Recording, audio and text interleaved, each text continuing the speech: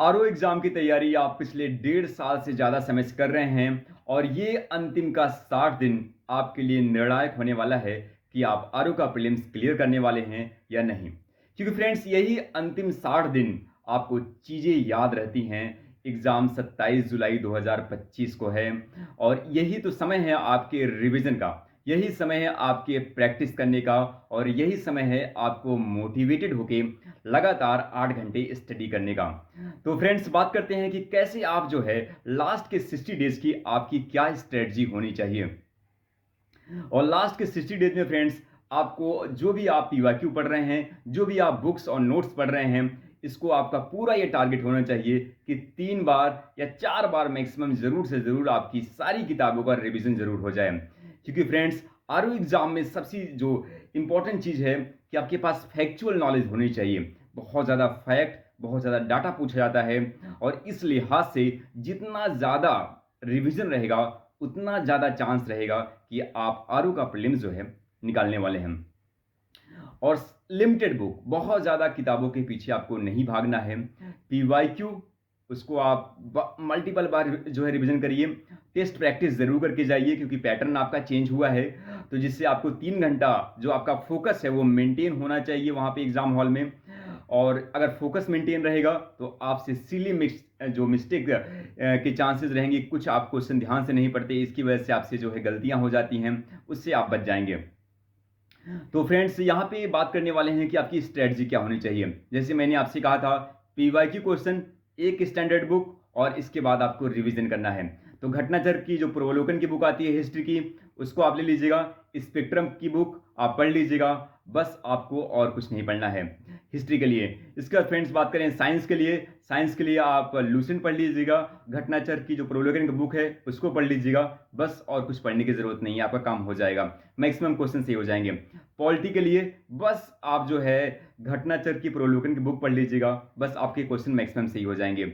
इसके बाद friends UP special की कोई एक जो है बुक ज़रूर से ज़रूर आप पढ़ लीजिएगा।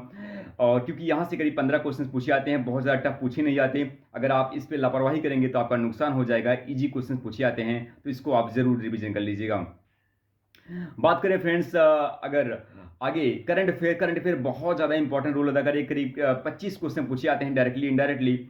और फ्रेंड्स इसको लेके आप घटनासार की बुक पढ़ रहे होंगे। और करंट अफेयर फ्रेंड्स आपको 10 मंथ की बहुत अच्छे से तैयार करके जाना है। बाकी और जो भी आता है उसको यूट्यूब के थ्रू या कुछ और थ्रू आप अच्छे से रिविजन कर लीजिएगा। लेकिन लास्ट के 10th मंथ का करंट अफेयर आपको अच्छे से प्रिपेयर करके जाना है, ठीक है। तो फ्रेंड्स इसके बाद अगर बात करें जो सबसे इम्पोर्टेंट चीज़ें हैं, वो है ज्योग्राफी और इन्वायरमेंट दोनों को मिला के फ्रेंड्स करीब करीब आपके 27 से 28 क्वेश्चन पूछे आते हैं। तो इसको आप अच्छे से तैयार कर लीजिएगा और यहाँ से बहुत ज़्यादा क्वेश्चन आपके आरओ के एग्जाम में पूछा जाता है। और इसके बाद फ्रेंड्स बहुत सारे मिसलिनियस डाटा क्वेश्चन पूछे जाते हैं, चाहे एग्रीकल्चर से या फिर फ्रेंड्स आपके जनसंख्या नगरीकरण से क्वेश्चन आपके पूछे जाते हैं। और इसको लेके मैंने आपसे पिछले वीडियो में कहा था कि एक नोट्स बना लीजिए जनसंख्या नगरीकरण का, जिसमें आपके बजट का, इकोनॉमिक सर्वे का बहुत सारे नोट्स आप बना लीजिए। और उसको आप एक जगह जो है कलेक्ट करके आप उसको बार बार रिवीजन करेंगे तो आपसे डाटा जो एग्जाम में पूछे जाएंगे, क्योंकि आरओ एग्जाम में बहुत ज़्यादा आपसे डाटा पूछा जाता है, वो आपसे गलतियां नहीं होंगी। तो गलतियों से बचने के लिए आप जो डाटा फैक्ट का ये एक नोट्स बना लीजिए, जिसमें सभी डाटा आपका जो है कलेक्ट हो और उसको बार बार जो है रिवीजन करते रहेंगे। तो इससे फ्रेंड्स आपके जो है सिली मिस्टेक्स के चांस बहुत ज़्यादा कम हो जाएंगे। और मुझे उम्मीद है कि आप लोग टेस्ट प्रैक्टिस ज़रूर कर रहे होंगे, क्योंकि पैटर्न चेंज हुआ है। तो आपके लिए टेस्ट प्रैक्टिस जो है बहुत ज़्यादा इंपॉर्टेंट रोल अदा करने वाला है।